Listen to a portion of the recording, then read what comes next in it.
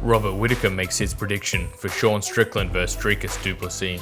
Yeah, I'm interested in that fight. I think, it just, top of my head, I would have to say Sean pieces him up 5 rounds, wins by decision.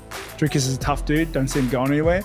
But I also thought Izzy was going to outpoint him, right? Yeah. And Dricus is awkward. He's unorthodox and he's tough as nails. He's going to come into this fight ready for the dogfight that Dricus likes to make it. But in saying that, Dricus is actually really good at keeping that space, that distance, keeping on the end of his jabs and just keeping that high pressure volume going.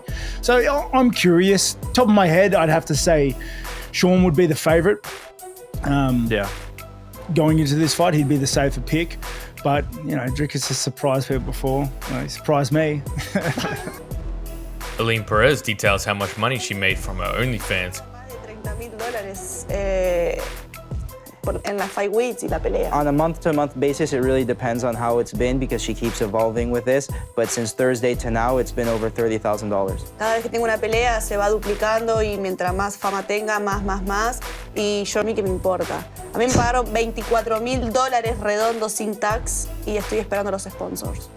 So before any sponsorship money that's received or anything, she got paid $24,000 for the fight. The grandson of Muhammad Ali and PFL fighter Biagio Ali Walsh recounts Sean Strickland's corner advice. He hasn't changed at all, but he's such a good guy. He's such a good teammate. He pushes everybody.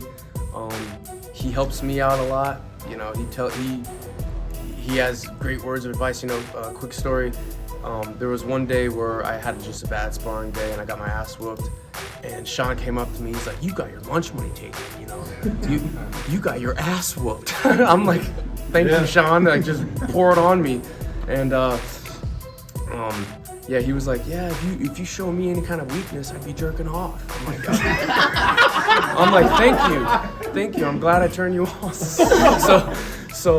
But after he was like, no, you're great. He's like, you're working with the best guys and yada yada. So the following week, I did the same round with the same dude, and Sean was cornering me because we were sparring in the cage, and I beat the dude up, and Sean came up to me, he's like, you made your father proud. So I was like, thank you, Dad. So yeah, funny Sean Strickland. Thank you. Yeah. Tom Aspinal breaks down the heavyweight division and talks about a possible boxing match.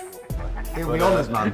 He'll be honest with that. No, I said that he should be stripped, but I think he used the wrong word. I think he should vacate, is what I think. I think the title should have been vacant because when you're injured for the foreseeable and you're not sure when you're coming back, I think it should. If you have a small injury, 3 months, 6 months, whatever. Yeah. But he's tore his pec. It's a massive injury. That who knows when he's going to be back? He's towards the back end of his career.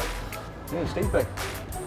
It makes complete sense. It works for UFC 300, that does it? It works perfectly for UFC 300. And in my opinion, there's not a strong enough... I don't know, you could say Gambo's coming off 1 win. You could say Almeida, but his last performance wasn't great. You could say Blaze, but he's just not been knocked out off Stipe, which I do want to get the Blaze fight back, obviously. No, Pavlovich. Yeah, sorry, off Pavlovich, yeah. And I've just knocked out Pavlovich in a minute, so he don't really... Me and Stipe makes the most sense out of anybody. Like, he's ready to fight. He goes down as the greatest heavyweight of all time. New generation coming through to take him on. It makes all the sense in the world. Let's do me and Stipe, and then the winner will fight Jones. Do you know what? I also think as well. Right now, Stipe, the most successful heavyweight we've ever had in the UFC. If he was to come back after the time off and face a young fighter like yourself, coming through the next generation and lose, that wouldn't diminish his legacy. He would still be, you know what, Stipe gave it a good go. Flip side of that is, if he were to beat you, the John Jones fight becomes stratospheric. It becomes massive. Mate, absolutely, it's win-win for him. And that's what we need to push towards, I think. We need to do me and Stipe because for me there's no other fight out there, I don't think. I don't want to wait for John Jones. I'm sure Stipe doesn't want to wait for John Jones because I know they've said like 10 months or whatever, but that's 10 months till he can train. When's he going to be able to fight? If it's not Stipe Miocic and it's not John Jones, nothing clearly makes sense. In Tom Aspinall's world, what does make sense then is a boxing match. If you want me to be inactive in MMA, I want to be active, I'm healthy. I'll absolutely do that. If I can pass that with the UFC, I'll do that. That's a great idea. I think it's a good idea as well. I like it. I like it a lot. Do you know what?